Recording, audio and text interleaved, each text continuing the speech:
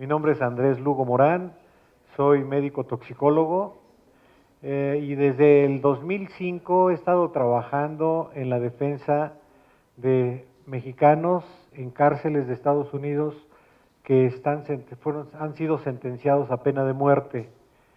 Desde el momento en que inicié mi trabajo, yo soy toxicólogo de hace 30 y poco más de 30 años. Parte de mi trabajo ha sido investigar y atender casos de todo tipo de intoxicaciones, incluyendo personas que han tenido problemas de efecto neurológico debido a sustancias tóxicas.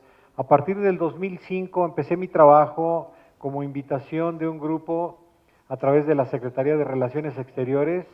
La Secretaría de Relaciones Exteriores inició un programa en los Estados Unidos que se llama, actualmente sigue el programa, se llama Mexican Capital Legal Assistance Program. Es un programa de asistencia legal de mexicanos en pena capital. A partir del 2005 fui invitado por la abogada Sandra Babcock, una abogada muy prestigiada que es defensora de los derechos humanos, que está en la Universidad de Cornell en Nueva York. Y iniciando mi trabajo, empecé a involucrarme en casos de personas de México que estaban en pena de muerte y que tenía yo que investigar las causas, ¿no? ¿Por qué? ¿Qué había pasado? ¿Por qué tenían alteraciones de su conducta, conductas violentas, conductas criminales?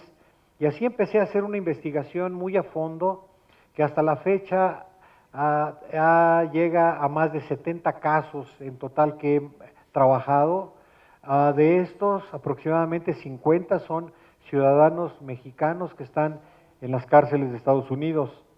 En cada uno de los casos se ha investigado que estas personas, se ha encontrado que estas personas fueron expuestas a sustancias neurotóxicas en su lugar de origen, en los pueblos, en las pequeñas poblados y ciudades dentro de la República Mexicana, que estuvieron expuestos a sustancias neurotóxicas y por características de su modo de vida, por la carencia de servicios de salud, pobre higiene, falta de recursos y servicios de tipo de sanidad básica como son agua potable, drenaje, alcantarillado, recolecciones de basura.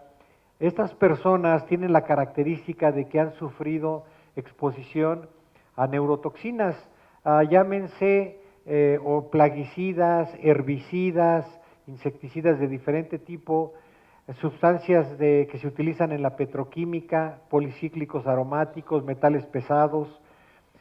Estas personas coincide mucho de cada uno de estos casos de que durante el crecimiento y desarrollo, en épocas tempranas, la mamá durante el embarazo tuvo exposición a este tipo de sustancias neurotóxicas y el niño al nacer creció y jugó y vivió rodeado de un ambiente contaminado.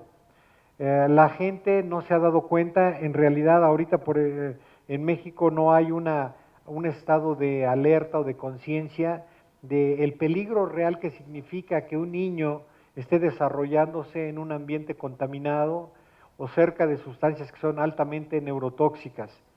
Particularmente hace unos 25, 30 años, había una gran cantidad de sustancias que actualmente están prohibidas y actualmente sigue habiendo sustancias que siguen siendo prohibidas o que están restringidas, pero que sin embargo la población sigue siendo expuesta. Durante cada caso, la investigación de cada caso, se ha visto de que durante los periodos de desarrollo del niño, épocas tempranas, tuvieron la exposición y esta exposición alteró su desarrollo neurológico.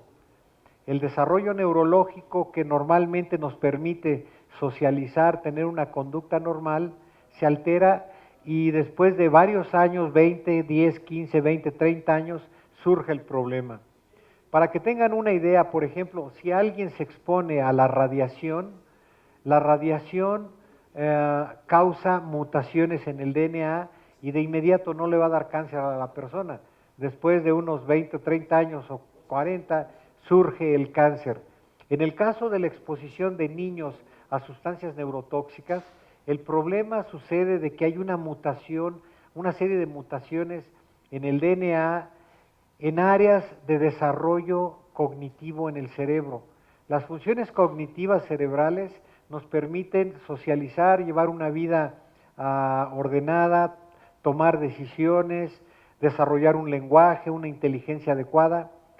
Estos niños que se han expuesto, niños y adolescentes que se han expuesto a este tipo de sustancias, esta causa una alteración en su DNA y años después aparece la disfunción neuronal de esas áreas y súbitamente estas personas empiezan a desarrollar alteraciones violentas, daños de su conducta y se convierten en criminales.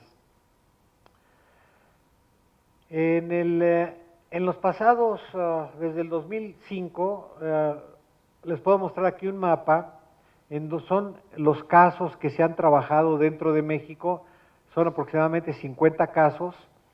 La distribución es uniforme, como ven, no hay un sitio preferencial.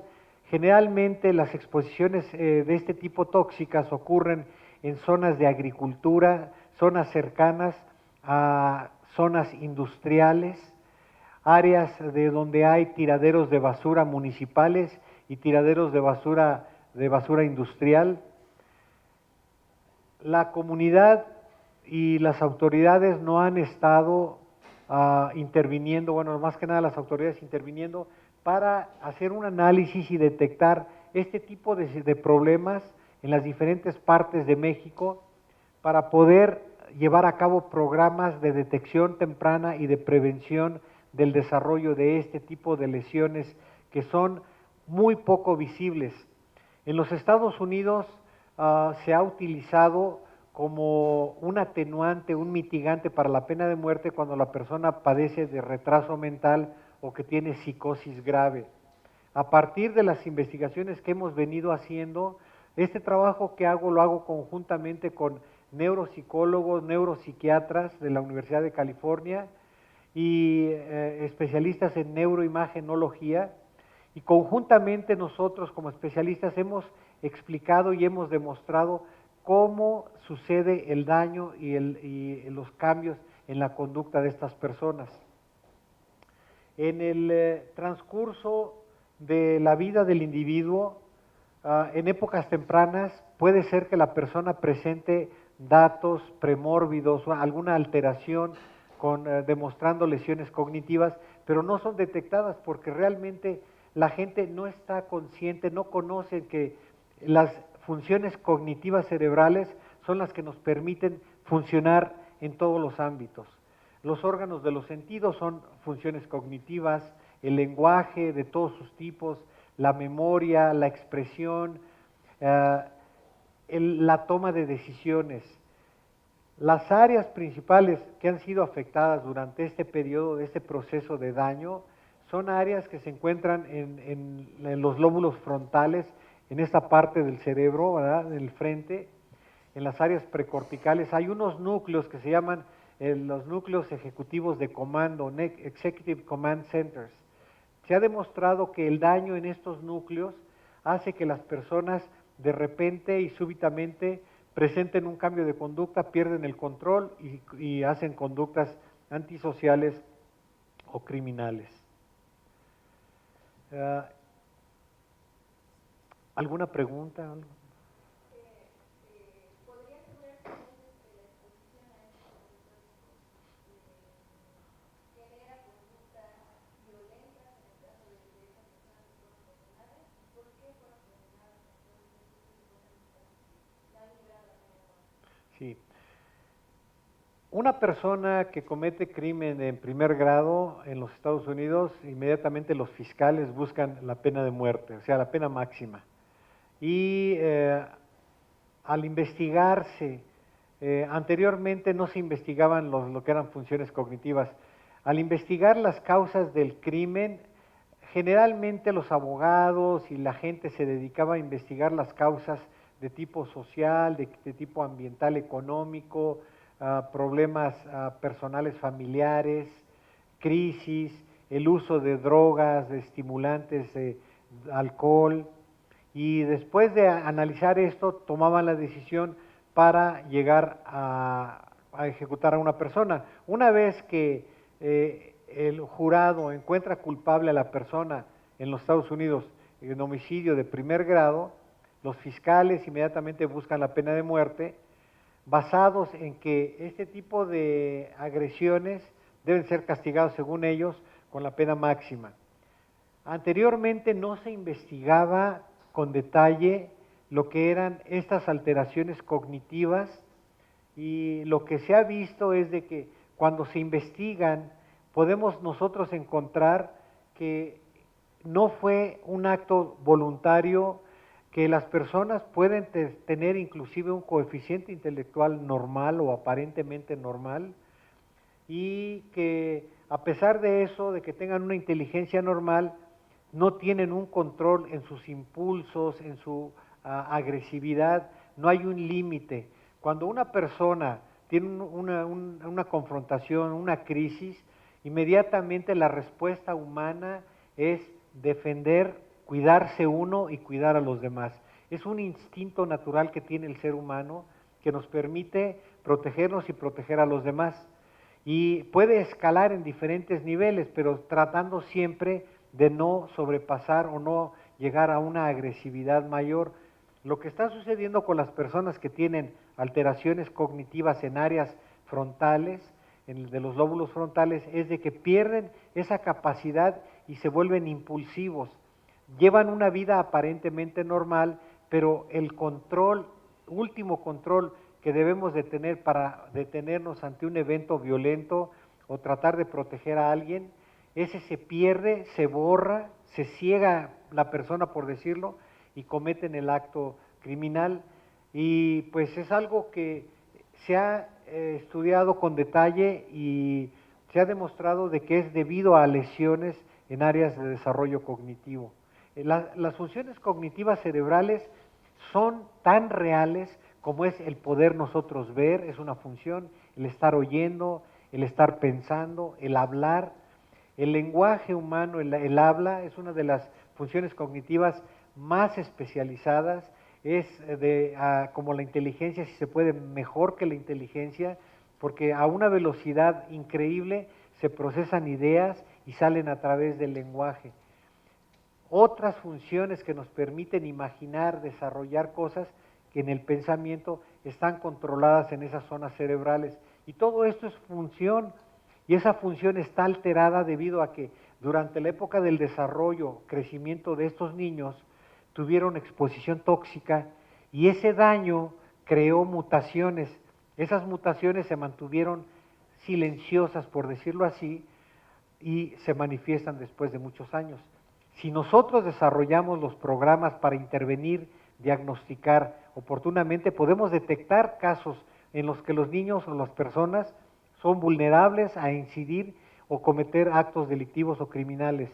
Debemos de intervenir en atacar el problema de origen con un muy buen control de la industria tóxica, de la industria que produce sustancias tóxicas. En México no hay una regulación sanitaria, no hay un control de riesgos sanitarios adecuado que haya permitido proteger a la población. Los pasos que se van dando nada más para salir al paso, nada más para resolver problemas de inmediato, pero no se detectan, no se diagnostican los problemas desde su inicio para poder desarrollar estrategias para detenerlo, remediarlo y resolver complicaciones posteriores. O sea, el problema de México es grave porque la protección de riesgos sanitarios no existe realmente, ha sido muy parcial, se ha dedicado más a productos comerciales de medicamentos, productos de consumo humano, pero sin atacar los orígenes de las fuentes de empresas altamente contaminantes. Un ejemplo muy sencillo que tenemos ahorita, la empresa Monsanto recientemente en los Estados Unidos sufrió una demanda por un producto que se llama Roundup, que es un herbicida que se llama glifosato, y hace unos meses se le dictó una sentencia y penas multimillonarias para resolver el problema de miles y miles de gentes que están padeciendo de problemas de los linfáticos.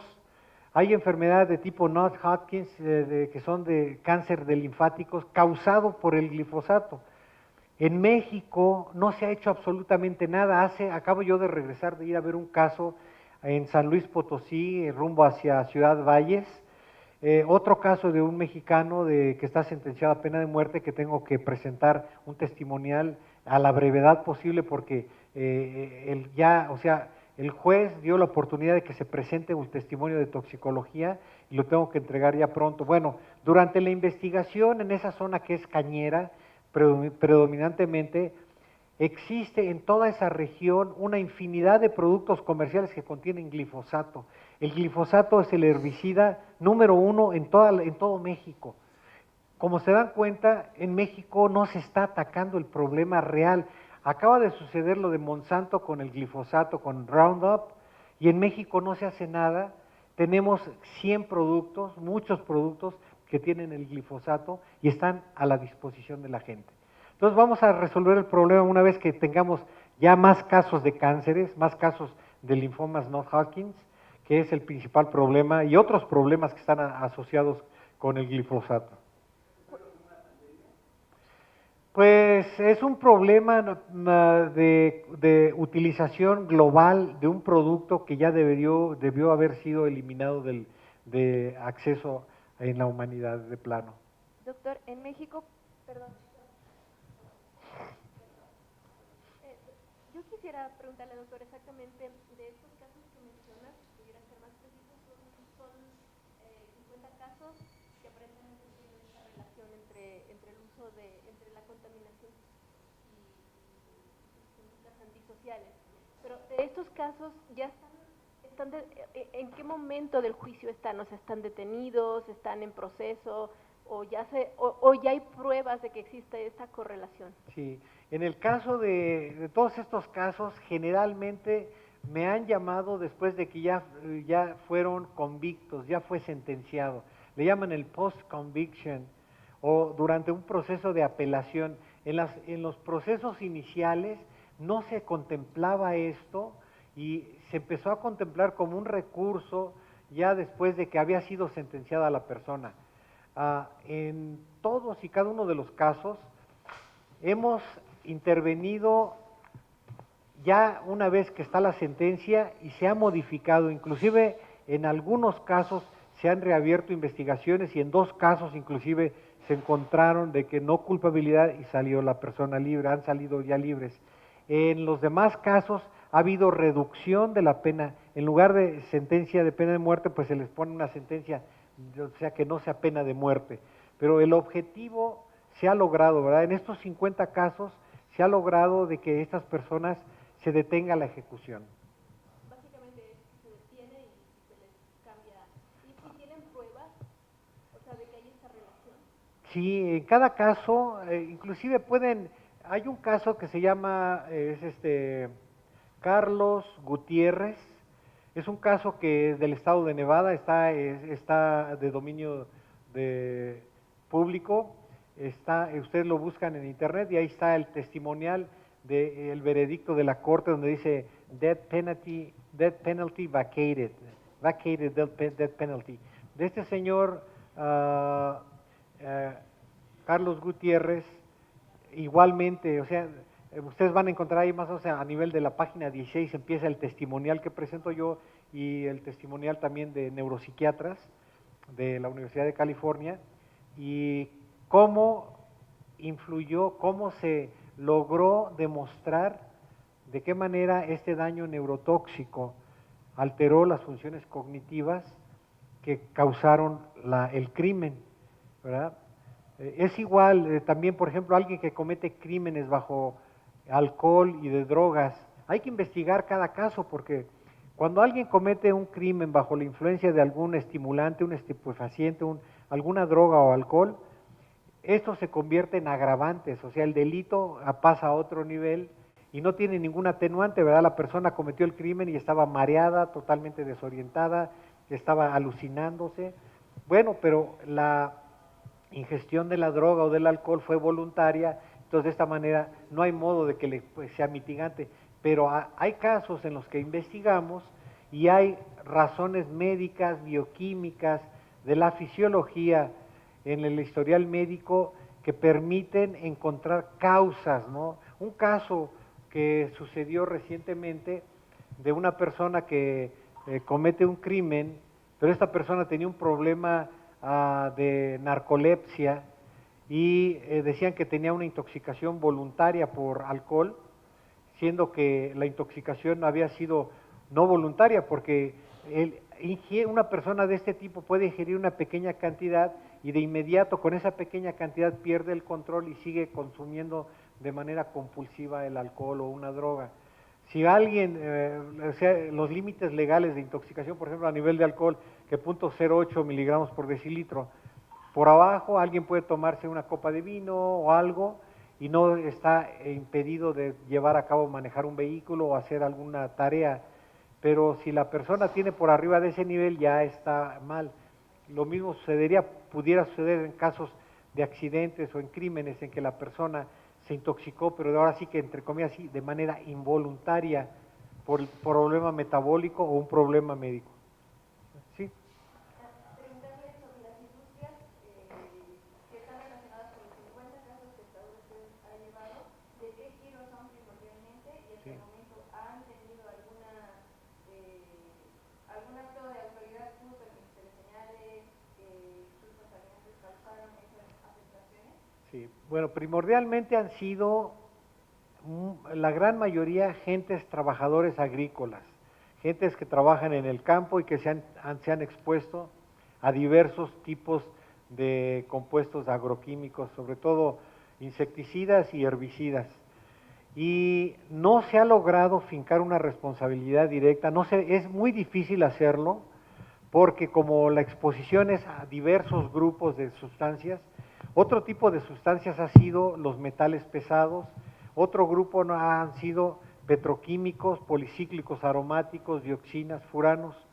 Lo que puede ser posible es de que si se hace la investigación y la detección de sitios contaminados, el análisis y diagnóstico, se pueden fincar responsabilidades a las empresas para que hagan remediación y tengan corresponsabilidad para el manejo y atención de casos, sobre todo de niños. Sí. Sí. Nos gustaría que explicara un poco más para tenerlo muy claro. De estos 50 casos que mencionaba, no salieron libres y el resto fue a reducción de la sentencia. Sí. Usted hablaba que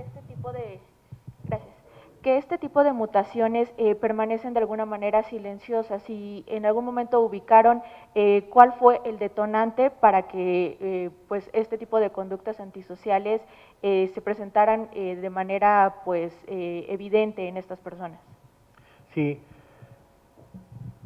Cuando iniciamos la investigación de cada caso, y hay una similitud en todos los casos, iniciamos la investigación primero conociendo los antecedentes personales, médicos de la persona, su desarrollo desde la época del embarazo de la madre, el desarrollo de su infancia, cómo estuvo su desarrollo social y escolar, su desarrollo cognitivo del niño, y empezamos a hacer investigación de las fuentes de exposición. Existen metodologías actuales que en cada sitio se aplican.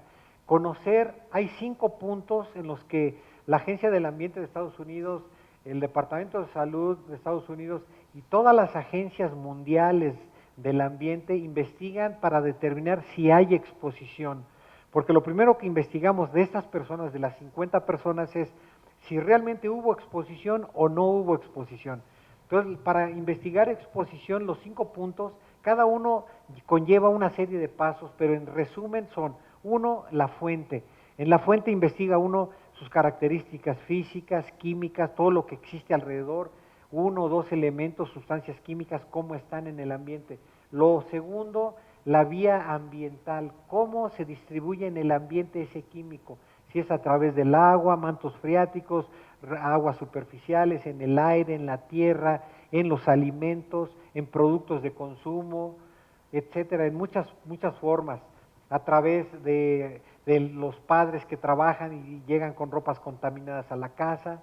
El tercero es el punto de exposición de esta población, en dónde están ubicados en el sitio para que ver si las condiciones permitieron de que la fuente a través de los medios llegara a ese sitio, ¿verdad? Tenemos un universo y entonces tenemos que investigar todo ese universo para ubicar los puntos donde hay posibilidades o probabilidad alta de exposición y ver qué estudios podemos hacer ahí para determinar esos puntos de exposición.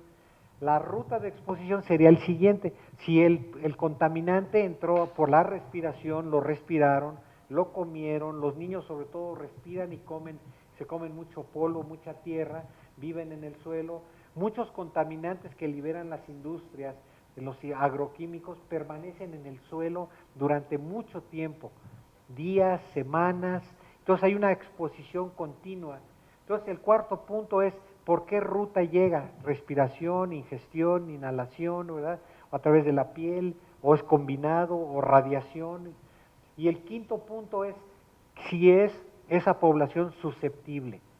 La población susceptible quiere decir que, por ejemplo, en este caso, los niños son los vulnerables ahí, porque ellos en su desarrollo, su sistema nervioso y sus órganos se están desarrollando y son muy susceptibles a que los químicos puedan causar ese tipo de mutaciones.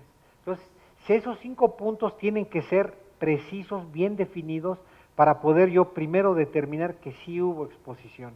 Ya una vez que probé yo que hubo la exposición, empiezo a investigar datos de salud de la comunidad, de la gente, de la persona, le llaman health data, y empiezo a investigar datos ambientales, las fuentes, qué industria, qué problemas ha habido.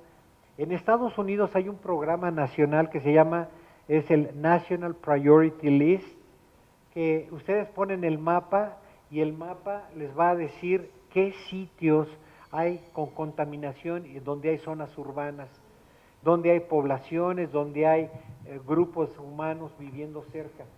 En México carecemos de ese diagnóstico, no hay una lista de sitios prioritarios. El National Priority List debe de desarrollarse en México para ubicar todo esto. Ahorita yo esto que tengo en mi mapa aquí, pues son casos específicos que he ido a cada uno de esos sitios. Si en México se... Sí, digan. De estos casos que usted ha documentado y que presentan el mapa, ¿hay estados que tienen un mayor número? Esa es una pregunta y esa me lleva a la siguiente. ¿Usted ha advertido a alguna autoridad de esta situación aquí en México? ¿Perdón? Ah, ya. Sí, bueno, en los estados de mayor actividad industrial y de agricultura son los que tienen mayor problema. Llámese Sinaloa, San Luis Potosí, Sonora, Chihuahua, Michoacán, Veracruz. O sea, los estados de mayor actividad de la agricultura han sido más, y asimismo lugares donde existen mayores asentamientos industriales, en donde hay industria de alto riesgo que generalmente han estado liberando en el ambiente las sustancias tóxicas sin ningún control. En México no ha habido auditorías ambientales adecuadas para las empresas para poder determinar qué llega, qué sale, qué productos, para poder determinar cuántos productos se pierden en el ambiente, en el agua. Entonces hay muchas empresas que actualmente siguen tirando al agua, siguen tirando en el suelo o liberando al aire productos. ¿Qué plantas y de qué manera están cumpliendo con regulaciones de control sanitario para prevenir las emanaciones al ambiente? O sea, eso es un problema bastante grave, ¿verdad? Y la segunda pregunta... Sí, anteriormente tratamos de acercarnos a las autoridades, pero realmente ha habido oídos sordos. O sea, cuando empieza uno a hablar de este tipo de problemas, no escuchan realmente. Sí, he tratado de acercarme, por ejemplo, a las autoridades de salud a través de la COFEPRIS, he tratado de hablar con autoridades de ecología, del ambiente, y generalmente cuando presenta uno alguna propuesta, pues queda en el traspapelado, ¿verdad? Queda en el espere, le llamamos, le vamos a comunicar, pero sí hemos hecho intento de comunicar. siempre que he tenido la oportunidad, simplemente ayer que andaba en San Luis Potosí, llegué a la Universidad Autónoma de San Luis Potosí, a la Facultad de Medicina, me invitaron a dar una conferencia ahí de inmediato, o sea, la disposición la tenemos para comunicar todo esto a jóvenes, a médicos y a autoridades.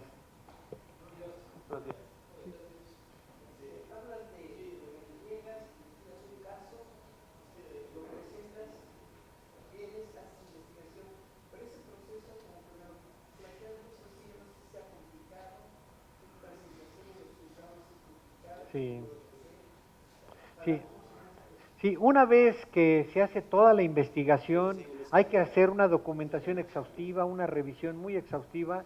Como les menciono, la metodología, que es una metodología de investigación, de exposición y de efectos a la salud, tiene que involucra datos a la salud, datos al ambiente y las preocupaciones de la comunidad. Una vez que tengo yo ya mi reporte, que ya hago toda la investigación, presento el reporte y la Corte, dependiendo del tipo de caso, va a citarme o no para comparecer ante la Corte. En aproximadamente el 50% de los casos yo tengo que acudir a hacer un testimonial, una audiencia y ahí en la Corte defender lo que se presenta como resultados. Es bastante complicado porque está uno luchando en contra de pues los fiscales, la sociedad en general, y hay que demostrar de qué manera hubo un daño y un efecto. O sea, es bastante complicado, no nada más limitándome a lo que sería la investigación y el reporte, sino además sustentar esto y defenderlo en la Corte, ¿verdad?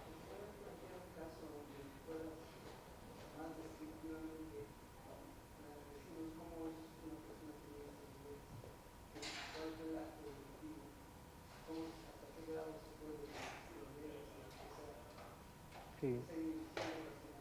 Sí, hay diferentes casos. Hay casos que, por ejemplo, un individuo sale del trabajo, está trabaja como en mantenimiento, janitor le llaman, y al salir del trabajo va a un bar local. Normalmente esta persona todos los días iba al bar ese, se tomaba una cerveza. Ese día llega la cerveza, y llega al bar, se toma una cerveza y empieza a haber una confrontación ahí y termina asesinando a 4 personas así a sangre fría, ¿verdad? Se los mata a balazos. En otro caso, por ejemplo, el individuo trabaja en una ranchería en la parte central de los Estados Unidos y él invita a un amigo de él de su pueblo, junto con su familia, a ir el fin de semana que les va a hacer una carne asada. Entonces, al llegar, esta persona llega con su esposa, sus 2 hijos y su hermano, o sea, el cuñado de la señora. Entonces él les dice, el rancho es un rancho muy grande, ellos viven en un tráiler que el dueño del rancho les facilita para que él viva ahí, y él vive solo. Él estaba en un proceso de divorcio de su esposa, ellos son del estado de Chiapas. Entonces esta persona le dice al amigo y al hermano del amigo que los va a llevar a traer carne de un animal, porque hay animales ahí en el rancho, hay venados, en esa parte hay venados. Entonces se los lleva y después de 1 hora y media regresa al tráiler y empieza a golpear a la señora, la amarra, la viola y se lleva a los niños, y ya regresa él, y al regresar nuevamente al tráiler, pues la señora ya se había podido liberar, sale ella desnuda, corriendo, se va ya hasta donde está la casa de los dueños del rancho, y en ese momento pues ya llaman a las autoridades. Ella va sangrando toda con golpes y desnuda, porque, o sea, fue mucha la violencia. Lo que ocurrió es que él, cuando se llevó al hermano y al amigo, los asesina de un balazo en la cabeza y los hizo una pequeña fosa, una zanja, los entierra. Cuando regresa se lleva a los 2 niños y a los niños los mata con la pala, los golpea en la cabeza y los entierra, inclusive los entierra vivos a los niños, ¿verdad? Entonces regresa a querer ejecutar a la señora, pero la señora ya se había fugado. Y así, o sea, cada caso, cuando empieza a ver, empieza uno a investigar datos así ya del forense, cómo sucedió todo el evento, el crimen. Es horrible, hay muertes horribles, hay casos en los que pues son múltiples las víctimas, ¿verdad? Hay otra persona que perdía la paciencia, él me dijo, ¿no? Dice, yo en cuanto pierdo la paciencia, pues yo ya no aguanto a la gente y empieza ya él, es otra persona que es un asesino en serie que está en otra cárcel en Michigan, y así, ¿no? O sea, hay casos, y en cada uno de todos estos casos de los 50 hay una historia, ¿verdad? Generalmente en México las historias de miseria, de pobreza, de carencia de recursos, no hay acceso a servicios de sanidad básica y la gente, además de eso, se expone a sustancias tóxicas. Entonces, además de la pobreza, porque el vivir en estado de pobreza per se, por sí solo, no es ningún problema. El problema es de que generalmente la gente humilde, las casas con más malas condiciones, generalmente las hacen cerca de zonas industriales, cerca de basureros, cerca de tiraderos industriales o cerca de campos agrícolas en donde el suelo, el aire está contaminado y los niños se van desarrollando. O sea, es un círculo vicioso que se va generando, va creciendo y el resultado lo estamos viendo con este elevado índice de criminalidad, de violencia.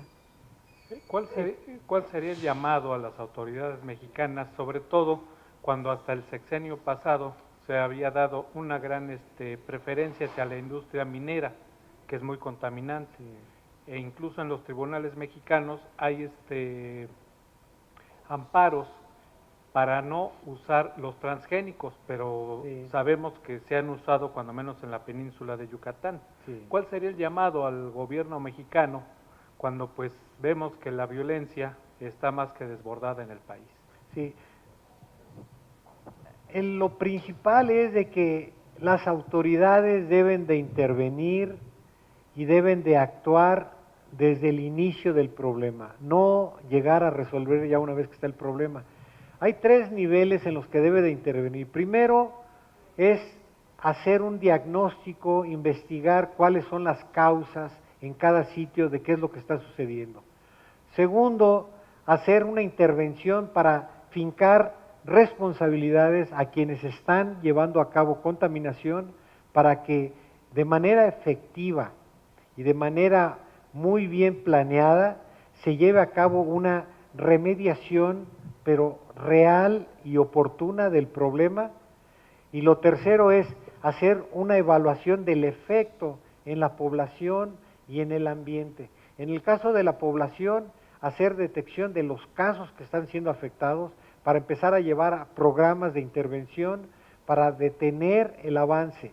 Si yo empiezo a hacer un programa de salud pública en sitios donde yo ya los tengo identificados, hago un listado, un mapa de sitios prioritarios en México, y yo digo, bueno, en todas las zonas, en todos los municipios de la República Mexicana existen en tal y en tal, en cual lugar, o sea, de manera exacta, los sitios donde existe el problema, en esos sitios yo voy a empezar a intervenir, hago mi listado, empiezo a hacer participación de centros de investigación, empiezo a involucrar universidades, centros de investigación que generalmente tendrían un costo mucho menor para las autoridades si se hace que centros de investigación y centros de universidades, gentes jóvenes que están estudiando en diferentes áreas, en salud, epidemiología, en ingeniería, en química, hacen tesis, hacen investigaciones en estos sitios, nos van a ayudar de una manera increíble porque vamos a poder hacer un listado nacional de prioridades,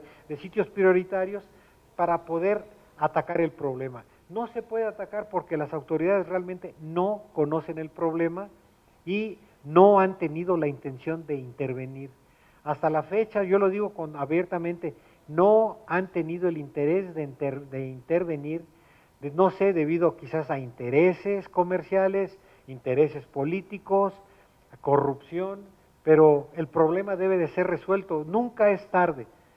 Si se empiezan programas ahora, puede ser que empiecen a dar fruto pronto, pero necesitamos hacerlo de una manera estratégica, involucrando a grupos, agentes que realmente deben de estar en protección de derechos humanos, en investigación, necesitamos investigadores, gente capaz, porque muchas veces ponen gentes en áreas de gobierno o en áreas técnicas que son gentes administradoras, son políticos, pero que no tienen ni la mínima idea del problema en el que están.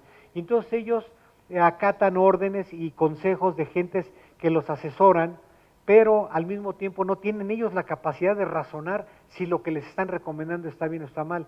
Entonces necesitamos que el gobierno se asesore de gente profesional, de alto nivel, para poder ordenar las cosas de una manera técnica, científica y con un avance rápido, porque hay recursos en México, no se están utilizando. Las universidades acabo de estar en la Universidad de San Luis Potosí ayer, tienen un centro de investigación excelente, me decía el doctor Díaz Barriga, Fernando Díaz Barriga, es un investigador, me decía, el CONACYT y todo aquí estamos paralizados porque no tenemos los recursos para investigación. Tienen un centro de investigación enorme, nuevo, ahí en la universidad, yo lo fui a conocer, paralizado todo, o sea, no tienen los recursos porque no hay a niveles altos, existen políticos y gentes que no tienen una formación profesional en el área. Es bueno que tengan esa formación, además de la cuestión administrativa. Sí.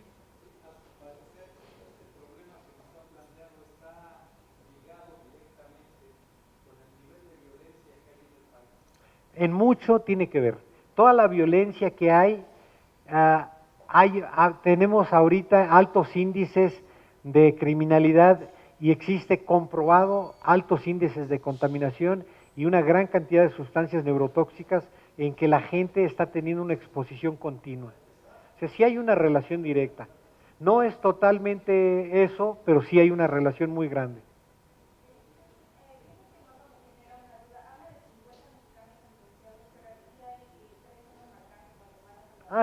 Pues sí, es que he tenido más casos en Sudamérica, sí, en el mapa inclusive tengo varios casos también de gente que son americanos, hay un caso canadiense y hay varios, o sea, en total hasta ahorita he participado como en unos poco más de 70 casos, ¿verdad? Incluyendo los 50 mexicanos. En todos los casos no han sido ejecutados, o sea, hay un impacto, hemos demostrado, o sea, no es de que yo les diga que la contaminación ocasiona, lo hemos demostrado de que la exposición a sustancias neurotóxicas causa alteraciones cognitivas y de conducta.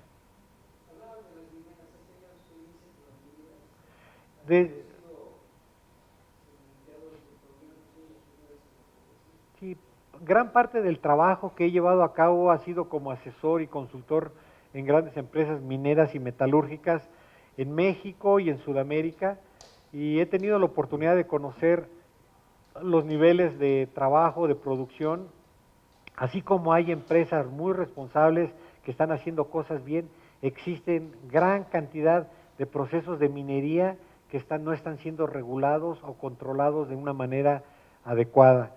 Están siendo muy ligeramente regulados y se ha permitido que contaminantes se liberen en el ambiente, existan desastres naturales y no hay responsabilidad ni respuesta adecuada de esas empresas.